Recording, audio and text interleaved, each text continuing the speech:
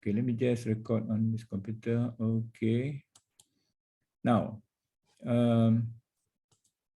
so we're going to talk about ethics and also social responsibility. Okay, there's two main topics actually. Ethics is also a big topic. Social responsibility also a big topic. So by the end of this lesson, probably you'll be able to describe the nature of ethics, and you should be able to discuss ethics in a cross-cultural and international context. You should. I'm going to introduce you to the key elements in managing ethical behavior across borders, or when you talk about international business, and from there, so these are all related to ethics, and we'll move on to discussing a little bit about social responsibility and why it is connected together, because it's also related to a lot of ethical issues. Social responsibility, because organizations doesn't exist in vacuums. Organization exists within a society, so they have a social responsibility in cross-cultural international contexts. And what are the basic areas of social responsibility? Okay, so we'll look into that. We'll look into the basic areas of social responsibility, and we'll look at how organizations manage social responsibility across borders. How do they actually synchronize between their home country and host country social responsibility activities, agendas. And finally, this is very, I'm not going to go detailed explanation, but there are key regulations governing international ethics and social responsibility matters. Okay, there are laws regarding how they regulate ethical issues within the international context. I think I've been repeating this many times. We're talking about globalization or doing business in international arena, and of course it brings progress. At the same time, it gives new challenges to countries. Okay, to countries. So you invest in Bangladesh. What is the safety standards that you should use? Okay, Nike invests in Bangladesh to produce footwear, and they say you cannot use child labor. But if they use child labor, they still buy the product and they still sell it. Okay, so how do actually companies, ensure appropriate ethical standards are being enforced? Or even, for example, countries that have low safety standards. For example, building standards, safety, environmental. So how do, I've noticed many companies actually, especially those investing in Malaysia also. For example, a company from Japan invest in Malaysia because Malaysia doesn't have a very stringent environmental law. So they just follow the minimum. They don't want to invest in the, waste treatment and so on. So that's something that we need to think about all countries. So we need to define appropriate ethical standard. We need to operate. Companies need to operate in a socially responsible manner in countries that they will do business. Okay, I mentioned just now already. Safe working environment. What is a safe working environment? Defined in country A, country B, in Vietnam. Protection of natural environment. Malaysia was told not to cut down the trees, but we need to cut the trees, and we need to get ourselves rich as well. So of course, we have jungles actually in Malaysia, and the Western countries, okay, we're not going to buy any timber from Malaysia because Malaysia has destroyed the environment. Anyway, these are sensitive, and you can maybe you have read about it. Maybe like for example, today there is what do you call allegation that palm oils, all palm oils are said to be not very suitable for consumption. So the EU at one point in time actually banned the import of palm oil, but it's the safest, vegetable oil, as good as, corn oil, or even what do you call this, seed, okay. So these are, protection of natural environment, low cost operations. Okay, how do you make sure that you do not exploit the low cost condition, for example, the child labor. So all these are actually ethical matters. And want to explore other issues in international perspective, and also the nature of ethics and social responsibility, especially how firms manage ethical behaviors, okay, and also how firms manage social responsibility, right? So what's ethics? What's ethics? Ethics is related to what? Values. Okay, what do you how do you define it, Alban? How do you, very simple, very simply, in a simple, simple words, what is ethics? It's like a respect of values. Respect of values, the way that we behave according to certain right and wrong, standards, right? So according formal definition, it's actually an individual personal belief about whether the action, whether the decision, okay, you're going to make a decision, and you're going to how you behave, and also your action is right or wrong. Okay, stealing, is it right or wrong? Stealing is wrong. Wrong. Okay. So if a person steals, and of course it depends on the country in which, in China, I heard a long time ago, stealing is capital punishment. Okay, do you agree? Do you think it's appropriate for? Okay, that's why it is, that's the individual personal belief. Of course, it's related to what we discussed last week. Right? We discussed about culture, right? Culture. So, different value system that exists due to their family structure, due to the, to the belief systems. Okay, so that's ethics, and we're not going to argue about this. Okay, when just this is, someone's belief, and obviously it's going to vary from people to people.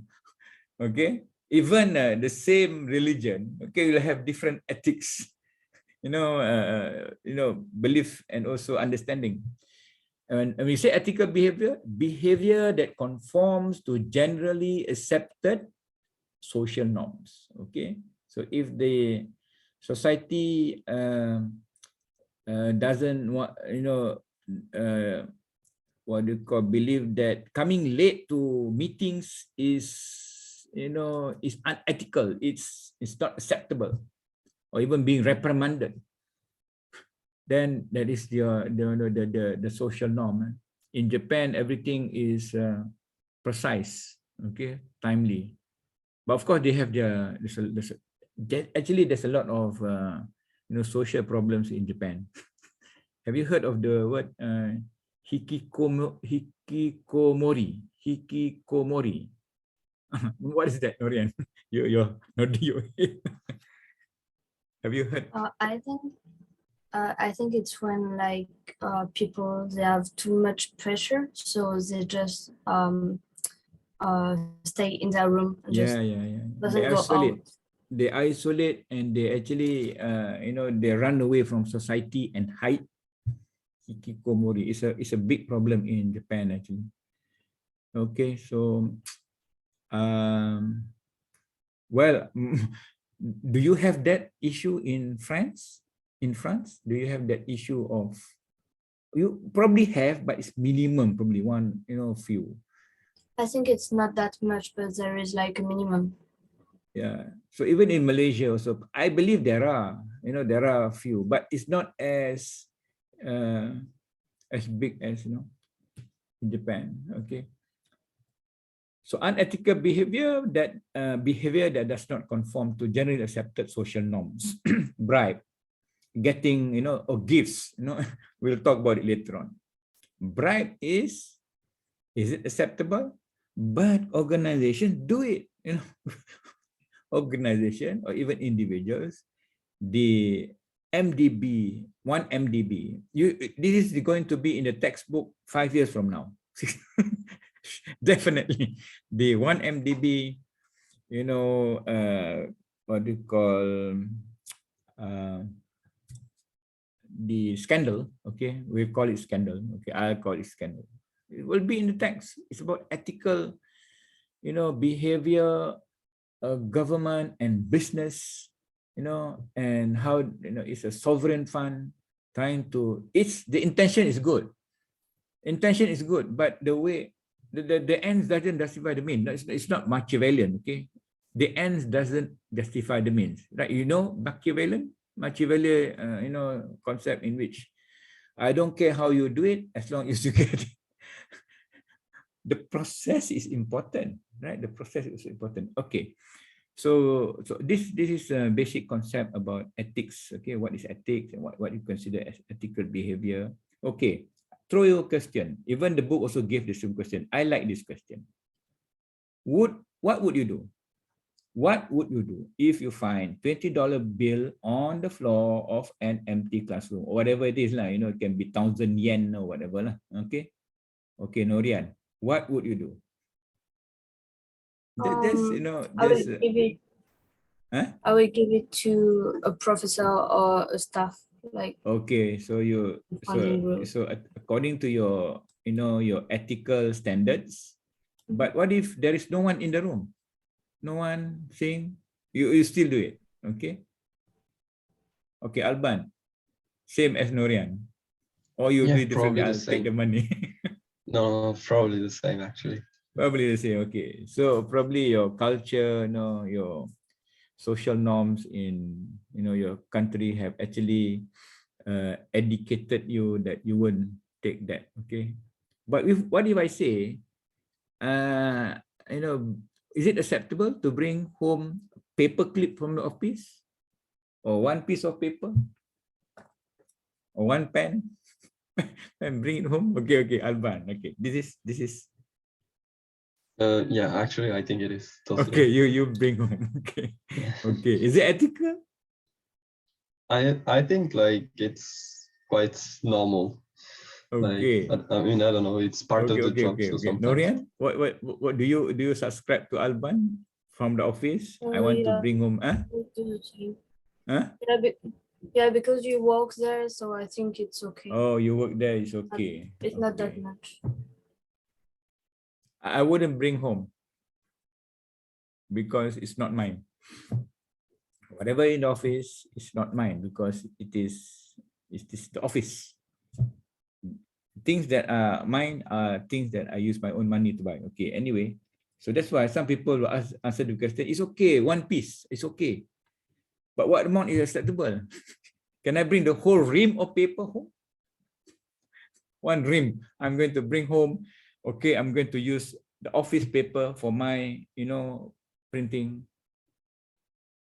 But these are difficult. Okay, these are difficult issues. These are it's not straightforward. Okay, it is difficult. It is, some will do it, some will not do it, some will have reasons for it. Okay, anyway, so the whole bunch of concepts surrounds ethics. It is okay. It's your conscience. Conscience is it fairness? Okay, it's principles. There are things. Okay, there are many. It's about integrity. For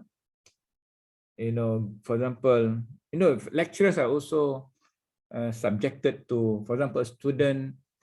I've got students before who actually come and see me and say, can you pass me, sir?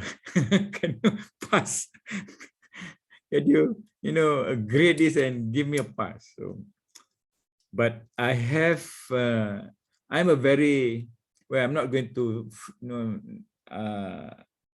make you afraid, I have not accepted any kind of, suggestions or any, to me, whatever you earn is your, your you deserve what you earn. Okay, right. So we have to have clear, guide lah.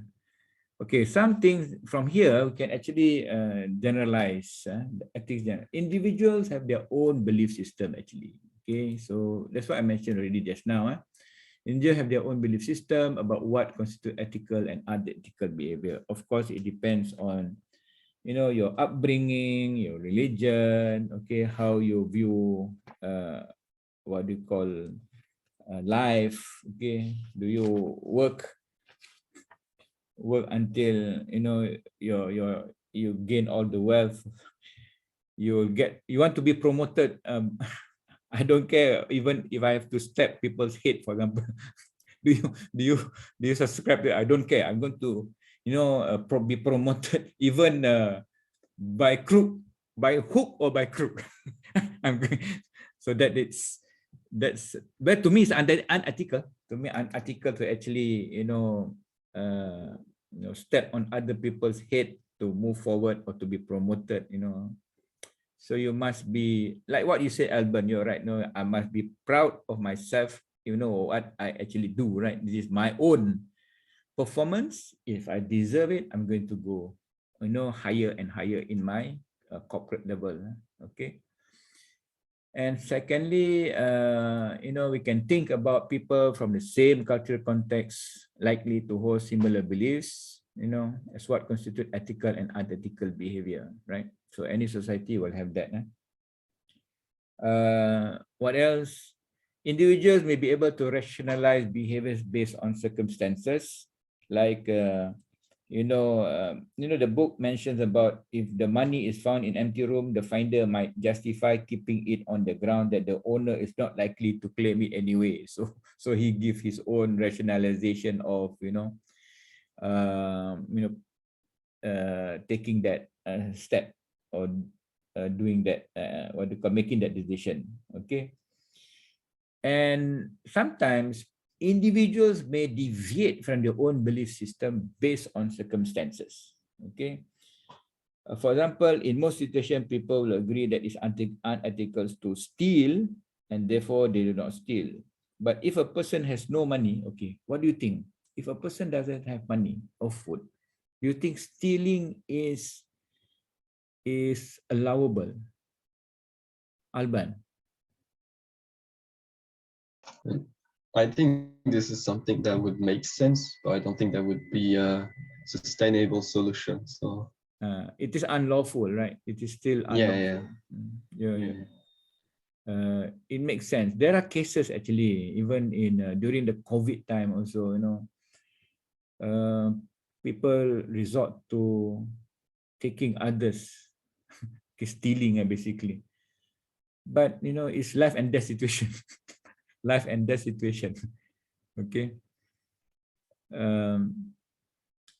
Even in Islam, I'll share you one of our ruling that if a Muslim is in the situation of no food, and the only food available, he's in the desert or somewhere that there's no food, and he's dying, he can eat pork.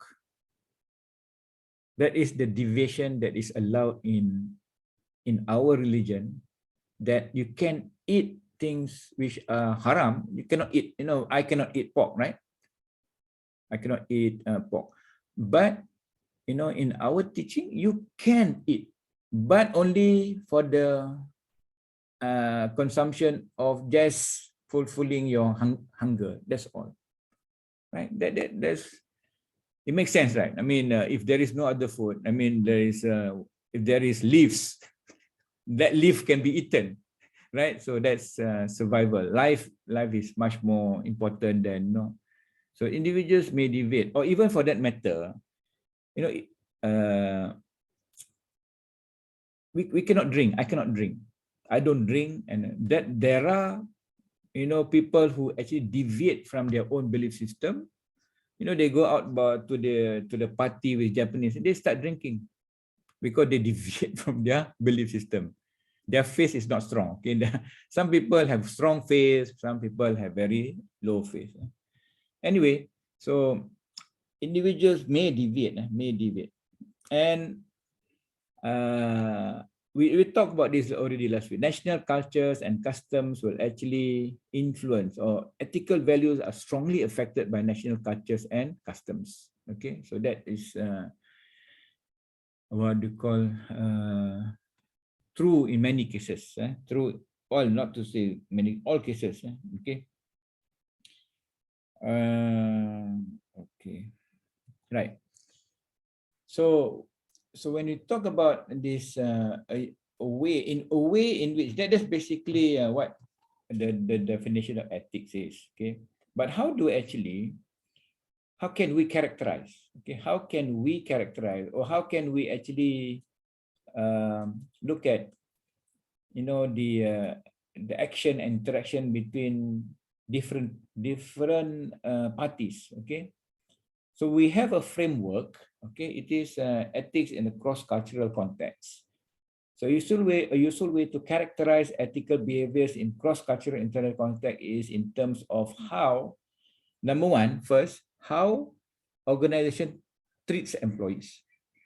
So that's the first, action and relationship that we need to understand.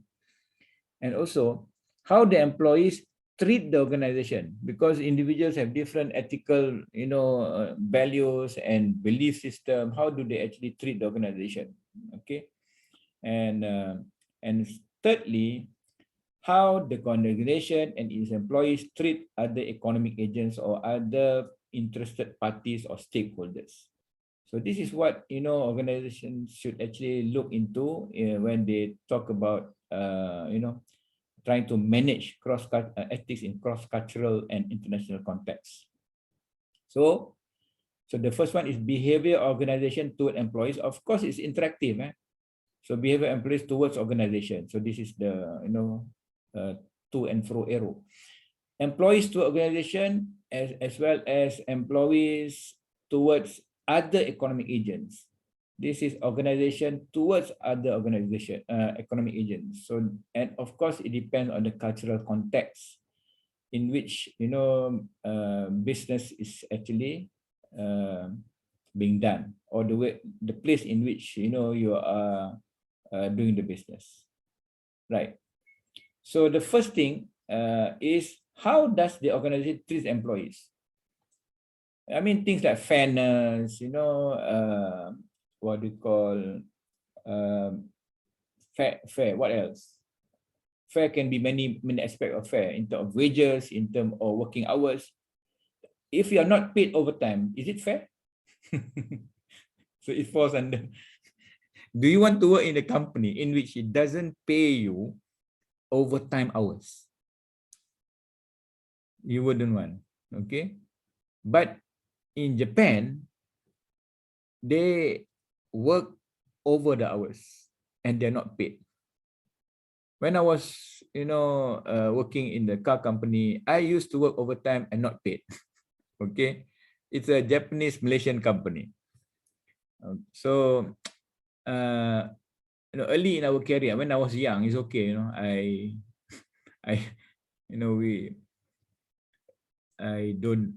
don't mind. Okay, but I think when I get older, I say no, I'm not going to.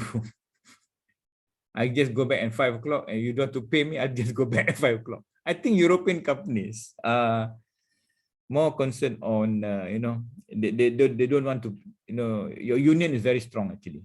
Okay, your union, and so your human rights is actually very strong. But in Asian countries, I do not know why. We are probably not as assertive as all of you, or not stick to the principles. Okay. So the first thing, the most susceptible for ethical variation is in the hiring practices and the career development. Okay. Does the company, when they hire employee, is it based on individual ability or preferential treatment? Gender, ethnicity, age, or other non-work related factors? Is it based on, family ties, nepotism? So It's not nepotism. In Malaysia, it's not nepotism. It's family ties. Okay, family ties. So, okay, so maybe to European will see that, oh, this is unfair practice, but that is the normal practice. That's because of the culture, right? Okay. I think in European context probably is different, but that is, it's fair, equitable in terms of compensation benefits. What else can you think of? How organization treats employees. What else, probably come into your mind? Anything, any other things that probably, how you want to be treated by the organization, other than wages, other than compensation. What else? What other things that you consider a fair? healthy working environment, maybe. Working in a healthy working environment. I mean, the working conditions, you mean? Yeah. The working conditions must be safe working conditions. Okay. Handling the employee must be told that for example, if they handle hazardous material, they must be given the safety protection. They must be, given this what do you call safety gears, basically, right? Like in COVID, when you see COVID all over the world, all the frontliners will have to wear this, full cover, and so the doctors and the nurses. So that is the standard practice. So they must be provided with all the equipments. So working conditions, safety and health issues, and also what about workers' rights? And so this is the book discussed quite lengthy, actually. Workers' rights and dignity, sexual harassment. In some society, well, they make jokes. Okay, I disagree. I do not like people making fun of women, for example. I don't subscribe to that. Okay, everyone should be respected, and Dorian, everyone should be respected, right? So, and sexual harassment, I think Japan, they're not so good in this. Women are treated second class. Okay. So in terms of inclusion in the workforce, they are not so good in this. Okay. Right, and they're not improving, actually. Seriously, they're not moving forward. Also, they're not, very little improvement in terms of getting women to work in getting women, or even getting a woman to hold high positions. I mean, in career development, when there is a post, position, top management, we cannot use, the preference is gender. That is unfair practice, right? I mean, if you come to Malaysia, you can see many female number one person in organization. There are many vice chancellors or university presidents who are actually women in Malaysia. Okay, there are women vice chancellors. So the government target 30%, 30% women participation in top management. Anyway, so how organization treats employees or treats the individual, right? And we move on, how employees treat the organization. How employees treat the organization, again, it depends on your values. Okay, productivity, working hard. How do you define working hard? Some people are not working hard. Alban, how do you define, a fair amount of work in which commensurate the wage or the salary that you're going to get? How do you complicated to say. Complicated and difficult. For Yeah. example, okay, very simple context. University professors, right? University lecturers. How many hours do they want us to teach? How many students? You see? So we, being human being. For example, if I get 3-student class, I'm very happy because I don't have to, I still have to do the preparation, but amount of grading and also doing other things is going to be less than teaching. I've taught before 100-student class before. It will take a lot of your time at the end of the semester. Okay, right. So I'm okay. If you give me a few, if you give me less, I'm happy if it's less. Okay, so that's. But I so this is very difficult. Okay, very difficult. You're right. And conflict of interest. Conflict of interest. I have my own interest. My interest is I want to climb the ladder as fast as possible. Okay, because my target is, all of you have target. Okay, Alban, 10 years from now, what do you want to become? You must have, goal, at least, manager, not top management, but at least, top middle management. Honestly, I have no idea what I want to do after my Okay, studies. so you have no idea, but Yeah. but if for example, you're working in Shell, and you are, in the negotiations and new projects, business development, okay, and you deal with a lot of people, that are suppliers and so on, okay, and someone asks you for, let's go for dinner, okay, we'll have have a dinner, and not only one time, but many times, or even giving you gifts. How is your, how does the employee, does he actually, when he being give some gifts or hampers or whatever, do you take it, or And you, Alban, you'll I'll take it? take it if I can make sure that this is not about work. If Yeah, this is about work, then this is weird. yeah. There is actually, we'll come to this later on, about code of ethics or code of, practice. Gifts, even in Malaysia also, give less than low value lah, basically cheap, you can take it. But if it is of higher value, you cannot take the gift. Or even if you take the gift, it must be given back to the company or the organization, even in government. So depends on policy, but as an individual, you can just keep it and keep quiet, right? Okay. Secondly, how do actually the employee treat all the document, the information, secrecy and confidentiality. That's why some companies, they don't allow you to use your own computer. They only allow you to use the company's resources. All the data is in the company, log in, log out, they really check on whatever data that you actually use, and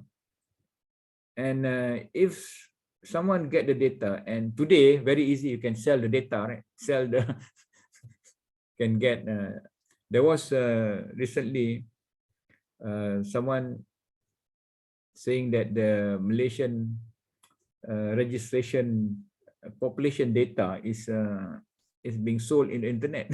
so someone probably, but how far true is it, we don't know. There are many cases of this is a result. It is actually related to honesty, how honest you are, okay, in terms of keeping the company secret or the department or the government secret also as well, okay. So that's how the employees treat the organization, and of course many other things that probably we can think about, okay. accepting gift in Japan is actually acceptable. Okay, there are occasion in which you can accept gifts, right? And the next thing is how employees and the organization treat other economic agent, the customer, the competitors, the stockholders. Do they actually, in terms of customers, do they actually, for example, produce whatever quality requirements demanded by the customers or promised by the company? Okay. Do you actually have, how do you treat your competitors? So all these are actually also part of how you actually treat others. Okay. Right, stockholders, suppliers.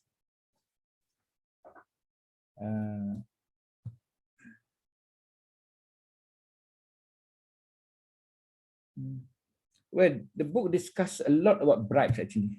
Bribes and side payments. Bribes in China, bribes in Indonesia, bribes in Romania. Okay, I'm going to ask you to read a case about bribes after this. Which is this? Okay. Let's spend about 10 minutes reading this, and I want to see your opinion after that. It is actually on page 150 in the book. Okay, it's actually on page 150 in the book, and you can just note down, and you know, let's take about, well, so what are your thoughts, Alban?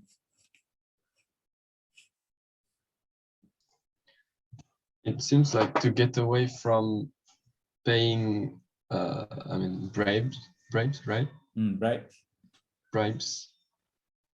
They paid bribes to other countries. I mean, that's how I understand it. Yeah, they have to pay bribe to settle the bribes that they have given. So it's a systemic. Do you understand the word systemic? Corruption at Siemens was systemic. Do you understand this word? Have you come across this word, systemic? Yeah, but I'm not sure to understand the meaning behind it. Systemic is like already like a cancer. Cancer is systemic. It's already in the system and it's a way of doing things. Yeah. Systemic. Okay, so you see, even you know, Siemens is a German company, right? It's a German company. Okay, so you can see they actually they bought this, and German, because it's under the table. There are many words for bribe, you know, under the table. In Malaysia, we call it coffee money. Coffee money under the table. Okay. German fines for bribes and paid. Okay, now when the German prosecutors finish, they announced they were broadening inquiries, and so it's now in the US. Okay. Create elaborate payment schemes to conceal the nature of his corrupt payments. So you're right, Alban. It's actually, you know, they're trying to conceal. They're actually, you know, bribing and trying to cover up. And they uncovered 4,000 payments to 1.4 billion.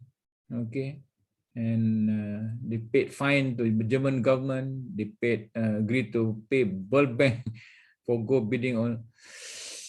So they are, and it is actually losing a lot of money, right?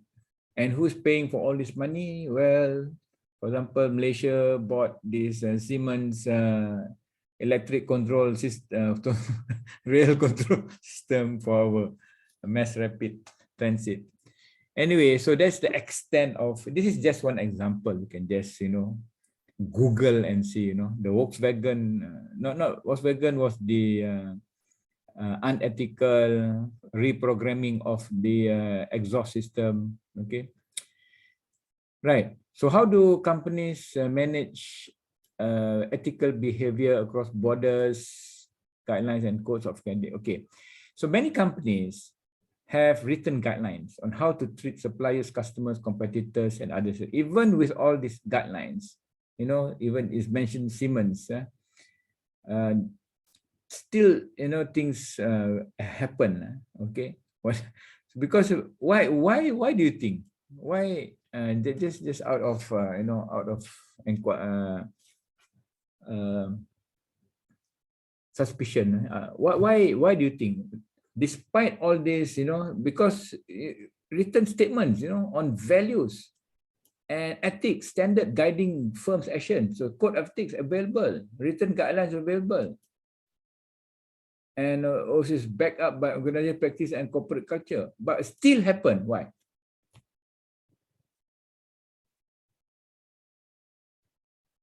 Why do you think it still happens? You know, like there's the Siemens case just now. It's a culture. It's a cultural thing. But of course, social norms. You know, everybody does it. You know, So I'll just what you call group mentality. Okay, but you can Google. In fact, I Google just now. Okay, let me see. Okay, never mind. When I Google just now, I saw this. Not this. Was it this? Okay, this is Siemens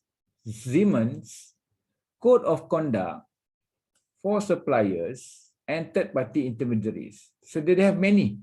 They have many, you know, you can Google this and see anti-corruption and bribery. Maintain zero tolerance for any form of corruption, extortion, or bribery. Forgo directly or indirectly offering or granting and requesting or accepting anything of value to government officials, especially government officials are actually, you know, because they hold a lot of these projects, you know, infrastructure project, development projects, new towns, new, you know, transport system. Okay, it's just 2 page. Labor practices, environmental protection, but it's specific on anti-corruption and bribery. Okay, so despite having this code of conduct, why are there still corruption? Alban, why do you think there's still corruption despite, you know, all these code of conduct, code of ethics? I'm sorry, I couldn't hear you properly. My Sorry. Wi-Fi is struggling a little bit. May I? Yeah, Norian. I was asking, why is it still happening? Okay, yes, Norian. Why do you think still happening bribes and corruptions? I think this is because like top group, they just like they worry about their own interests. So this will their own interest will be above like human interest or other interests. So the top management only thinks about profit and, you know, getting the project. I don't care. I want the project. Oh, okay. Yeah, probably. So that is, you know, the top management actually condones the act itself. Okay, and they provide budget for that. There's a budget for this. You know. Would you want to work in this environment if you are, you know, you are forced by the top management or the leader in the organization to actually, when you go for negotiation, for example, you're the negotiator, okay, would you want to be involved in such kind of organizations? No, right? Alban, no. My advice is no, you run away. Find a job that is clean so that, you know, you'll be, so that you have peace in your mind. If not, you'll be haunted by, you know, all this unethical, you know, stories. Okay, so I've mentioned about this. You can Google, you can see code of ethics, and also it's backed up by organizational practice and corporate culture. there are ethics training, you know, by when they want to make it consistent, right? Globally consistent ethics training given to all managers or expectorates that is going to be sent to host countries. And of course, it might be tailored to local context. But this ethics not only about that, cultural issues, you know, customs. So those must be also be understood. The trainings should be localized. Right. What else? Okay, a little bit more about this. The organizational practices and culture which actually contribute to the management of ethical behavior.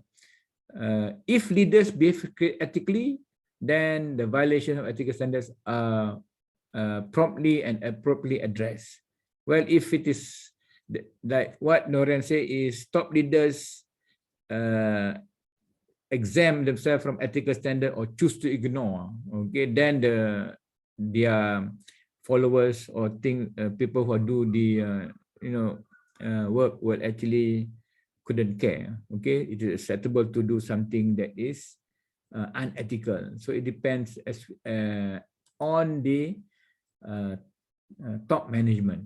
Okay, if they behave ethically and they take action, then everybody will behave in an ethical manner. If the top leaders exempt themselves, oh, it's okay to, to trivialize unethical behavior, ignore unethical behaviors, then you're giving an opposite message. You're giving a message that it's okay, no problem. You can actually, you can do unethical, what do you call, actions. Okay, right. So any questions about ethics? It's difficult, it's sensitive. It depends on the person. I always believe it's person, okay? Person himself has to make decisions of not being an environment in which, they're bound to be unethical practices and things which are actually against, your own belief systems, your values. Shall we move on to social responsibility? So we have talked about ethics. So we have a time. Okay. Probably you have also seen this before, right? You have seen CSR. You know CSR, the short form for corporate social responsibility. CSR, right? So CSR is the set of obligation a corporation undertakes to protect and enhance the society in which it functions. Early in the lecture, I said organizations doesn't exist in vacuum. It exists in a society. Okay. For example, a company producing, products that produce fumes, produce, gases or whatever. They must make sure that their factory or their facilities doesn't pollute the environment, pollute the water, pollute the air, or even land. So it is the responsibility of the organization to actually not destroy the environment as well, okay, or doesn't result into unsafe,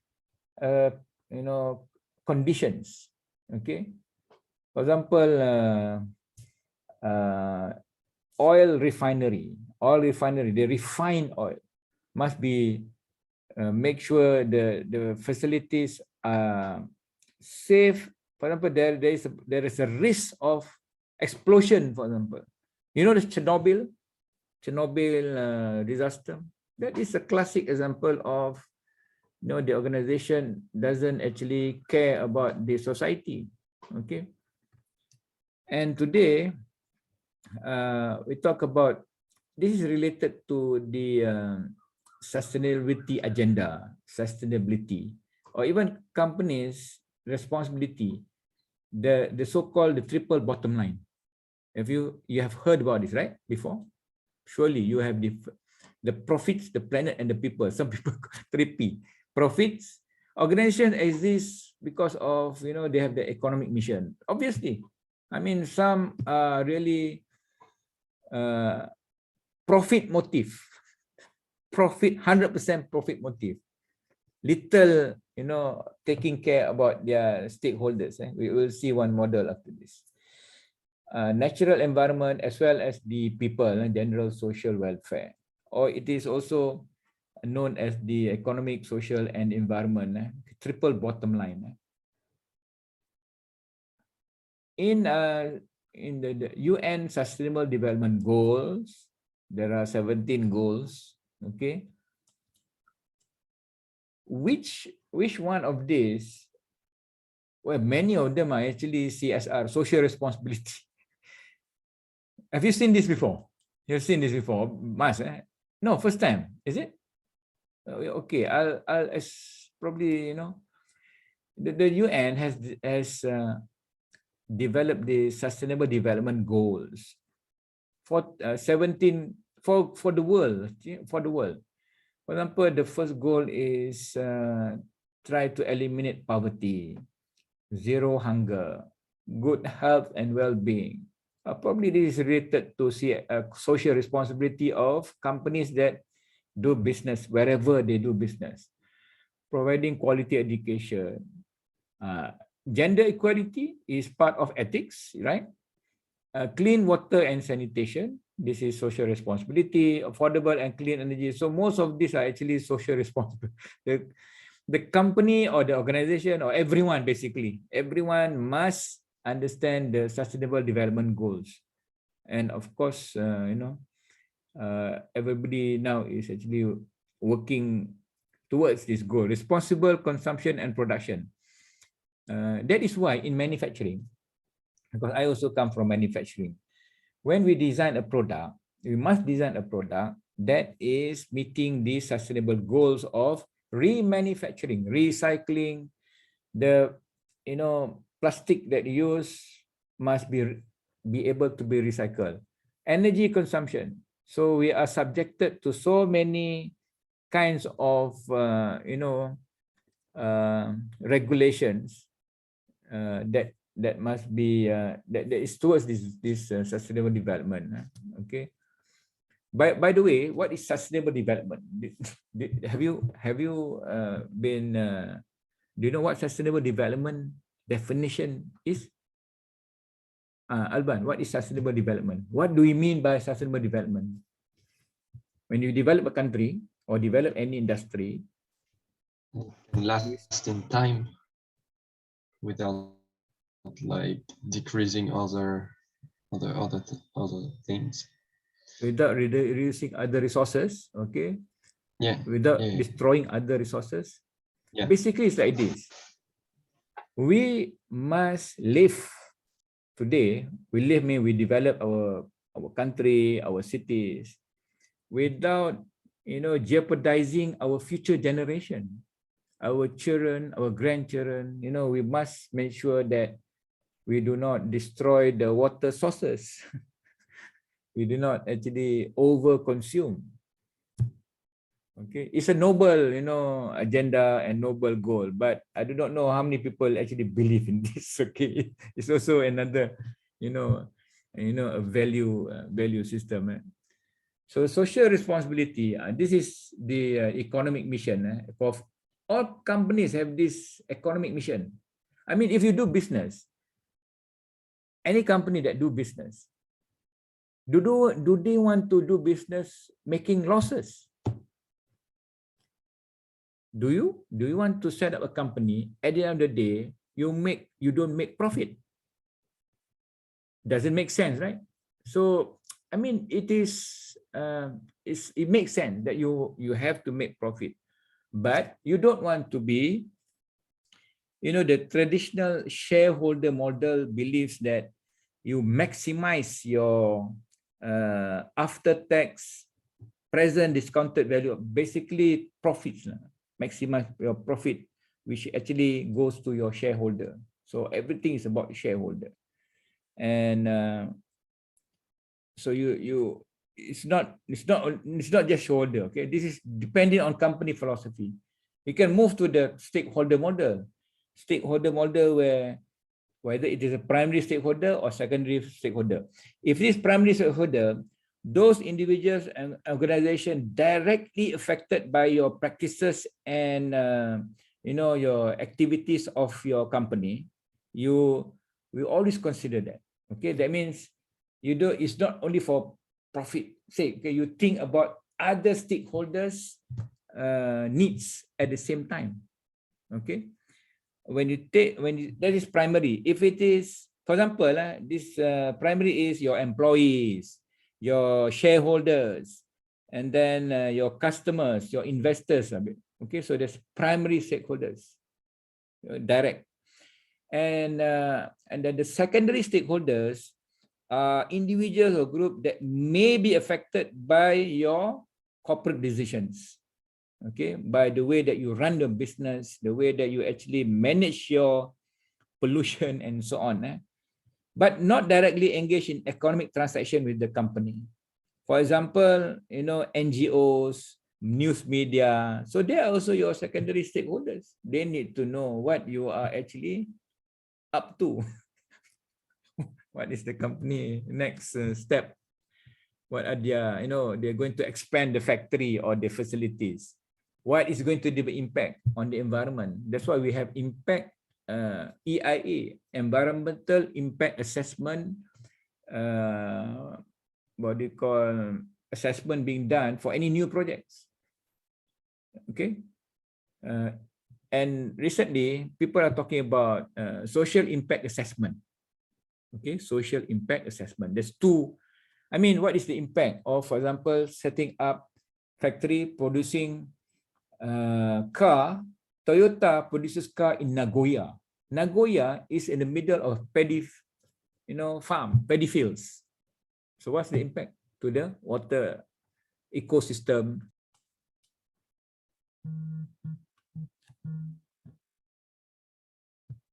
Okay, so we stop. Okay, we stop here. Okay. So the first component in the social responsibility is the economic mission, which actually we have this shareholder model or the stakeholder model. Okay, trying to fulfill the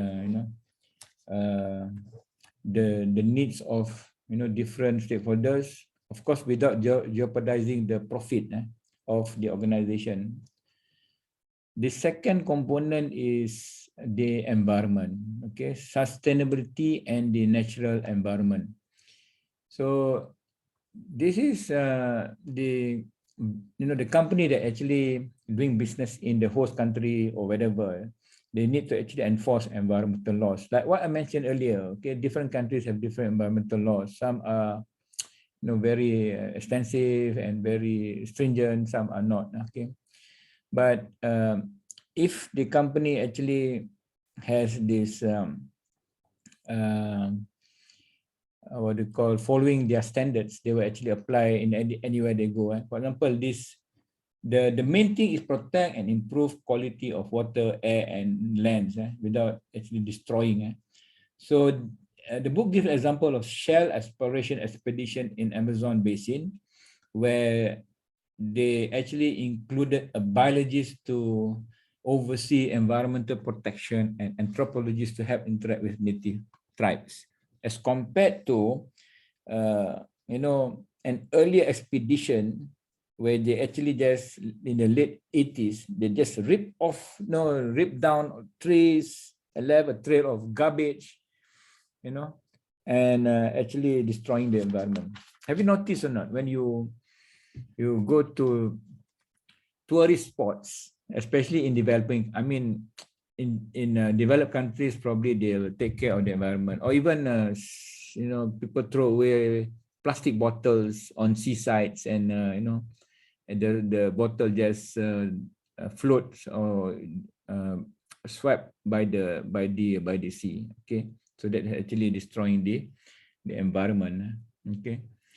So enforcing environmental laws. Secondly, and sustainability and natural environment, or the environment component, we are seeing a lot of actually corporate efforts being done today. Okay, this is actually based on the 1987 Brundtland report, which is I showed you just now, emphasize the need for sustainable development. So companies have even come up with sustainable business practices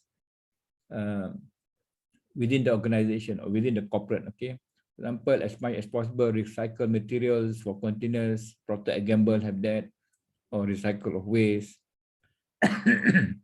Design for remanufacturing, I mentioned just now, like Toyota or big, automotive companies. Starbucks offer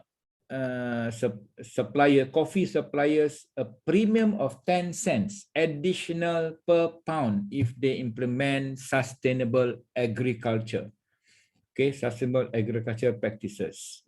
West Rock Coffee partners with Rwandan farmers to utilize state-of-the-art organic sustainable coffee growing practices. So it's the in thing, okay? It's the in thing that all companies publicize. Okay, this is what I'm doing. Okay, this is my efforts on trying to protect the environment, or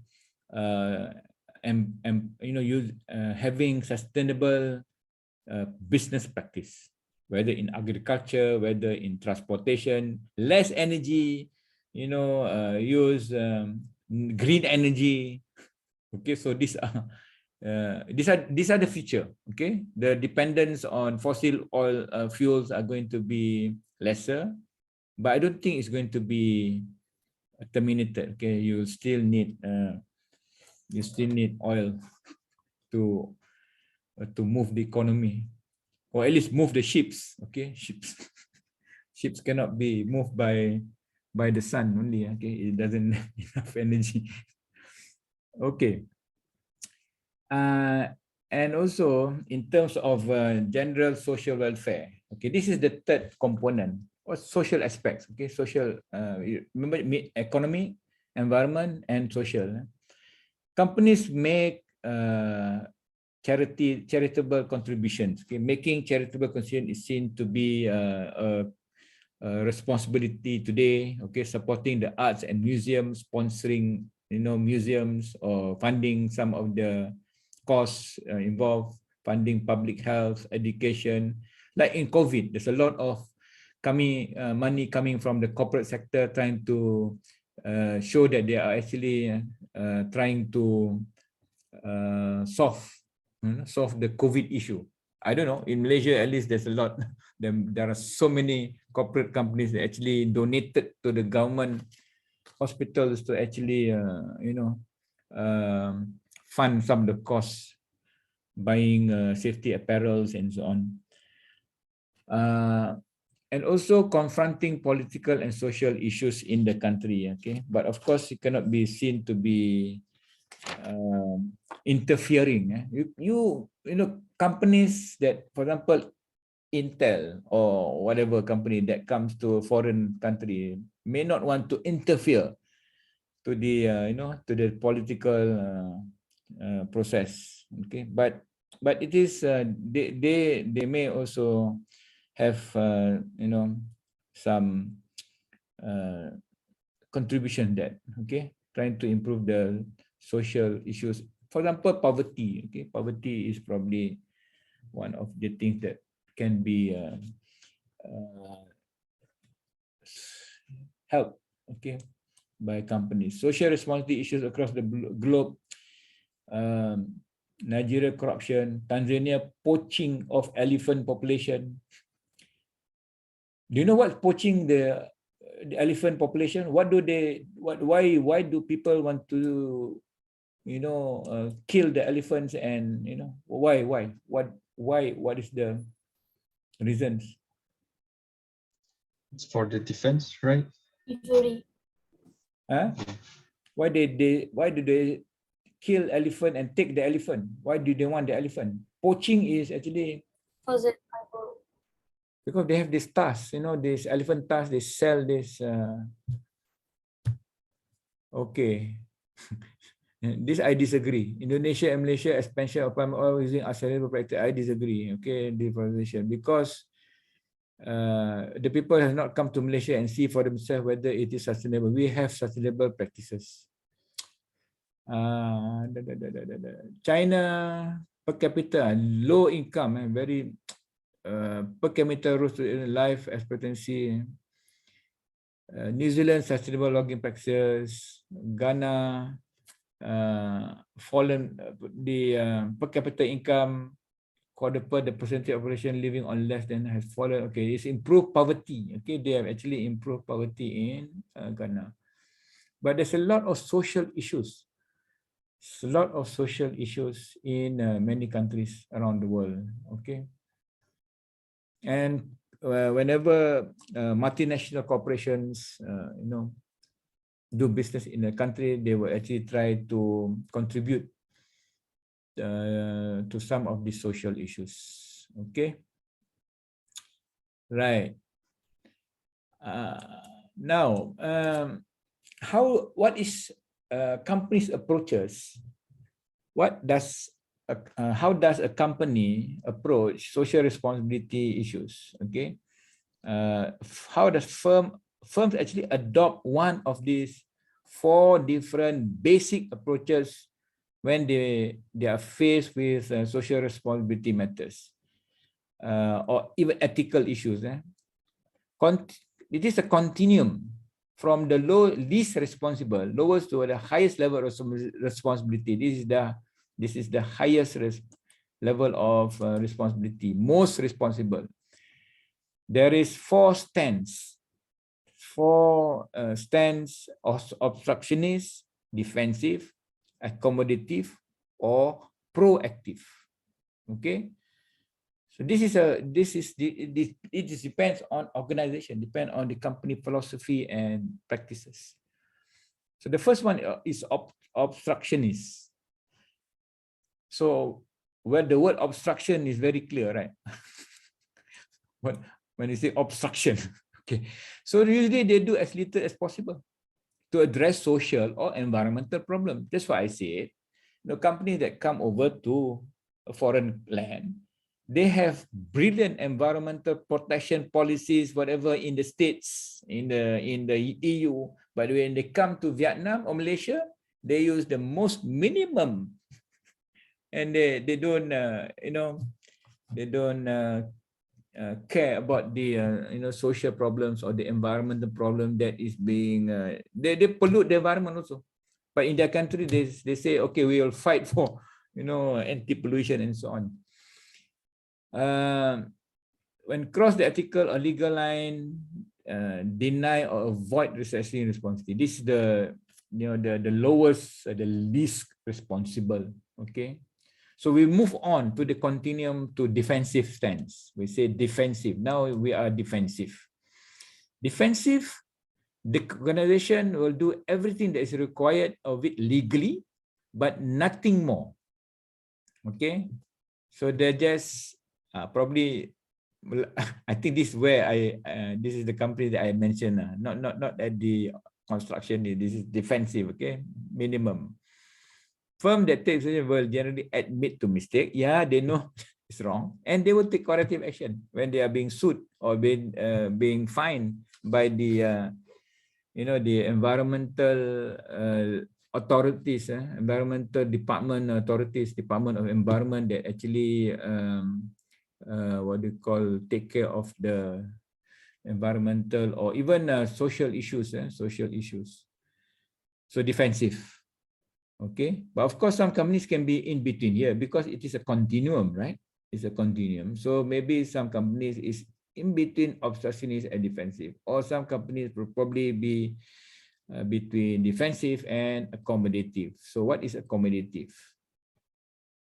The firm or the company will meet its legal and ethical requirements, but may also go beyond these requirements. Okay, they are better than this defensive. They will go beyond whatever the minimum requirement is. Okay, but not as. That's why we have a proactive stance here. So this is already good. Okay, it is responsible, but these are the best. The best organization will have a proactive stance. What do you mean by proactive stance? Proactive. What is proactive, Alban? Proactive. What Like is proactive? active, just doing things to make things happen. Kind of. Okay. Norian, what is proactive?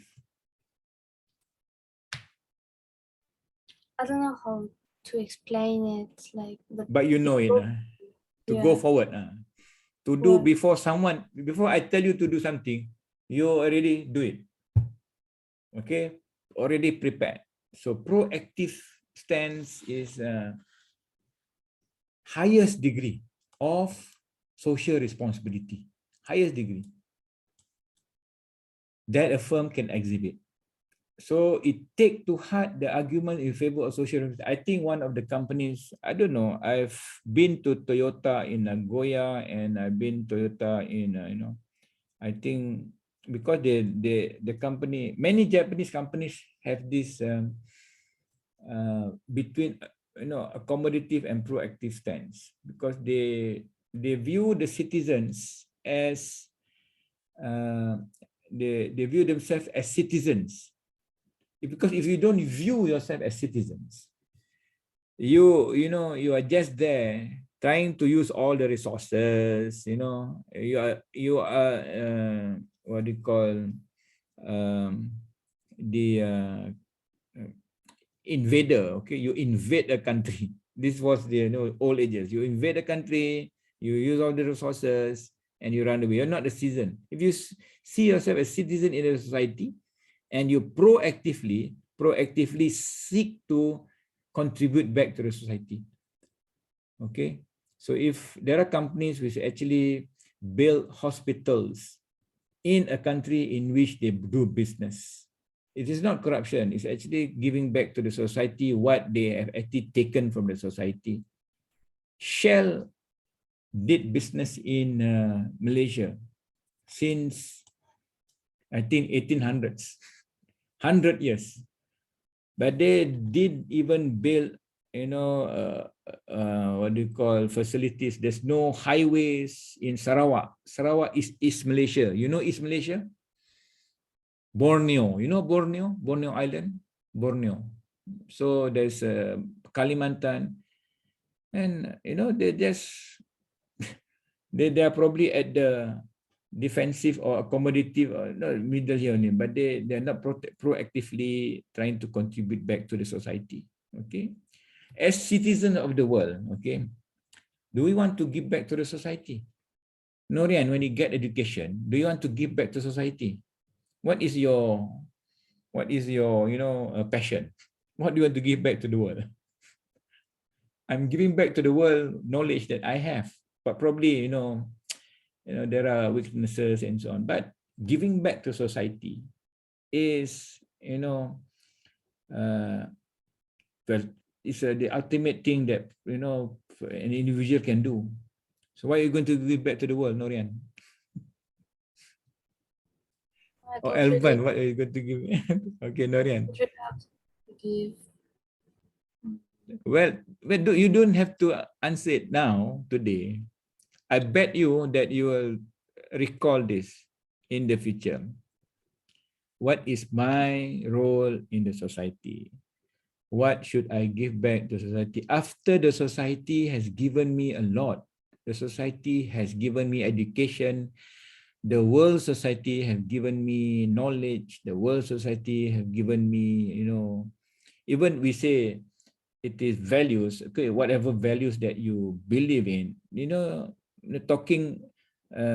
speaking truth is a value, right, Albert? Speaking talking. Yeah. If I ask a question, then okay, is it is it right? Is it wrong? Of course, depending on your value system. But giving back, same thing. Company, if no, I'm telling this the truth. Shell came to Malaysia in Sarawak, nothing. Even the British came to Malaysia. British is okay. British, I appreciate them because they left Malaysia with good governance system. We have a good public work department. We have a good education system. I think I should thank the British, for for setting up systems. Hospital system, one of the best. I think we have one of the best hospital system, even though it is not as on par with the world. But we have a system that has been inherited by the British. I'm carried over with my own emotion. Okay, I'm sorry, Alban. Okay, all right. So managing social across border, managing compliance. Okay, this is also another difficult issue, difficult matter. There are three formal dimensions for managing compliance: legal compliance, ethical compliance, and philanthropic compliance in social responsibility. Okay, so we say legal compliance is something which are set in the law that you must do. Some companies, they actually what you call, not this probably fall under philanthropic. They want to get tax breaks because of their they give money to the society, right? Okay, they can reduce their tax. But legal compliance is the extent to which the company conforms to regional, national, and international law. Ethical, where the extent to which the members organization follow basic ethical and legal standard of behavior. Okay, ethical compliance. So increase efforts in this area, providing training in ethics. So if someone who actually a foreign worker working in a country, it must respect the law of the country. Sometimes that we see immigrants, for example, in Japan, there are law, right? So we are the foreigner, we are the gaijin. Nah, Norian, gaijin. So gaijin must follow the law. So we cannot be behaving, according to our own way of doing things. So providing training in ethics and developing guidelines and codes of conduct. Okay, ethical compliance, like what we saw just now, the code of ethics for companies when they actually they work and live abroad. If you live in the country, if you go to Japan, you must know the culture, you know how to, for example, giving presents is a culture actually. So when you go to Japan, don't forget to give what they call Hidayuki-san a small gift. Takagi-san, Alban, don't forget to bring Takagi-san a small gift, because that's their our way of appreciation. Okay, or even the GSBA office. That's what I always do. I always do when I go to Japan. I'll bring like cookies or biscuits or or chocolates and give to the office and say, okay, this is for everyone. You can just share among you. So that's something that we need to learn. And philanthropic compliance, giving, awarding fund or gift to charities or social programs. Okay, so that's part of what companies are doing today. Okay, they have clean the beach session, clean the beach, clean the that's philanthropic. And there are also informal dimension of leadership practices, organization, and response to whistle. I'm going to just mention about whistleblowing. This is an informal dimension in how to manage, especially ethical matters. So what is whistleblowing? Whistleblowing is actually a disclosure when someone in the company actually or someone who found out about unethical conduct, not complain, but inform the authorities or inform someone who is responsible. So disclosure by employee of illegal or unethical conduct on the part of others within the organization. So how do we respond to this practice? Do we allow? Some companies, they will take action on the whistleblowers. Whistleblowers will be the first one to be, call up for inquiries. Okay.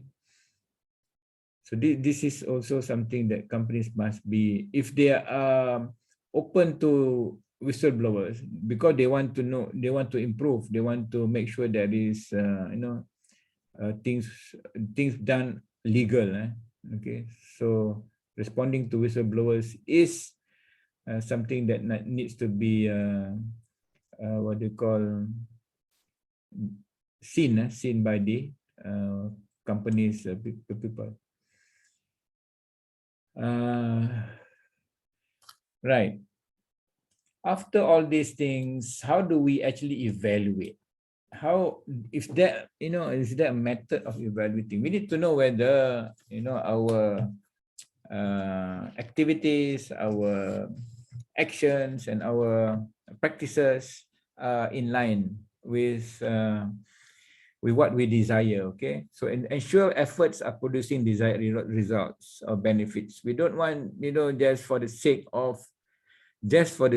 of doing it. Okay, and you can apply the concept of control to social responsibility in order to make it successful. Okay, companies actually or even evaluate, the third point is this: evaluate response to issues of questionable legal or ethical conduct. So how do we actually assess? Okay, assess in the way that we manage that situation. Remember the BP oil leak in Texas, where there's a blow up of the platform, and it resulted into environmental disaster, 2000 and something. Okay, so that was something that the company didn't actually wanted to be involved in. So evaluation, companies actually conduct corporate social audits. Corporate social audits is actually a formal and thorough analysis of the effectiveness of the firm's social performance, so that they know whether it is effective or not effective, whether the money that they spend, because you spend money, right? Social responsibility, or at least employees' time. So this weekend, Alban, I'm going to call you up and Norian to clean the beach in Malaysia. You want to attend together at your own time on Saturday morning from 9 to 12? Yeah, sure. I'd love to go Malaysia. Okay. So, so you want to see whether, and of course, I need to pay your flight. I need to pay also. That's going to be expensive for me. Is it going to be? But I mean, it's in an example. Like, if, for example, if a major university, organize this what do you call activity outing in schools, people also have social responsibility. For example, giving free teaching classes, teaching mathematics to youngsters, okay, in schools, right? So if you want to see whether this actually, and in university it's called University Social Responsibility, USR. So it's everyone is doing this USR, they call it. Okay.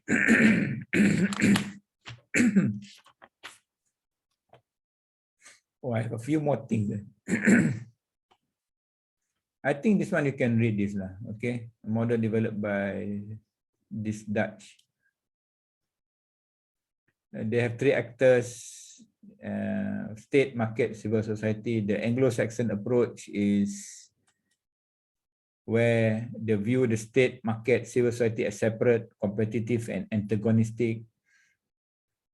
So the Asian approach is multiple. There's different. Okay, many Asian countries rely on close cooperation between the private sector and government.